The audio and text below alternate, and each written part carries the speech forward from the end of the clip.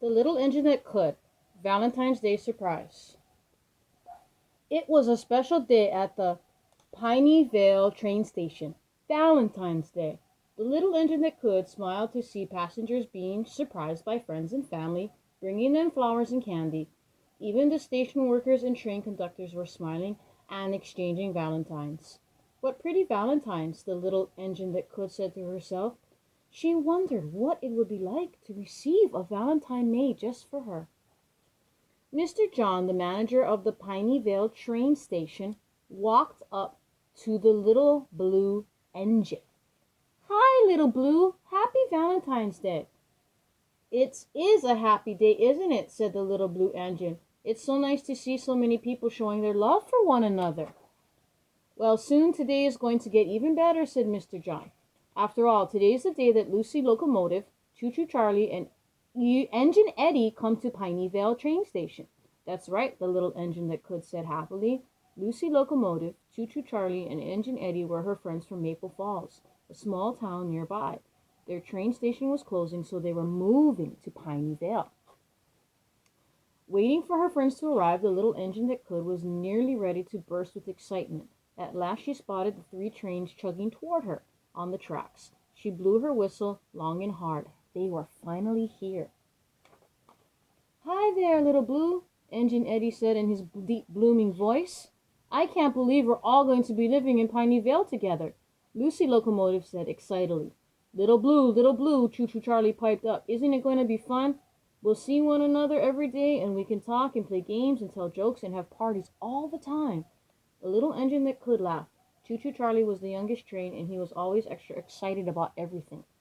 That does sound fun, Choo Choo Charlie, the little blue engine said. Hey, why don't we have a party today? It's Valentine's Day after all, and your first day at Piney Vale. We should celebrate. Ooh, can we, Engine Eddie? What do you say, Lucy? Please, Choo Choo Charlie begged. Before Lucy Locomotive and Engine Eddie could reply, Mr. John spoke up. That's a great idea, little blue, but I'm afraid there's no time for a party today. I have to show the new trains around and give them their schedule so they'll be ready for their routes tomorrow, said Mr. John. Also, I really need you to run some important errands. The little engine that couldn't help but feel a little disappointed. Don't feel bad, little blue, said Lucy Locomotive. We'll still be here when you get back. Maybe we can have a party next weekend instead. The little blue engine smiled. That's true, she replied.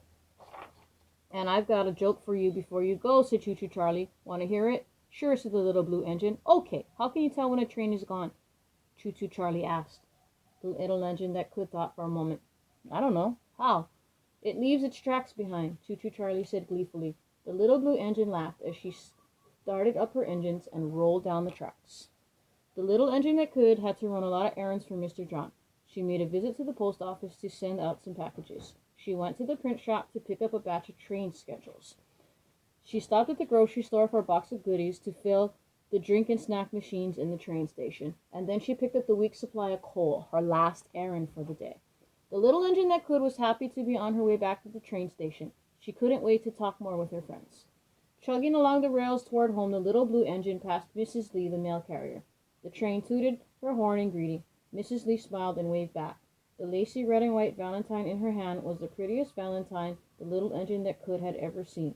She sighed, feeling a little sad that she didn't have a special valentine too. As she got closer to the train station, the little engine that could spotted something unusual hovering in the sky. It was a ring of smoke, and it was shaped like a heart.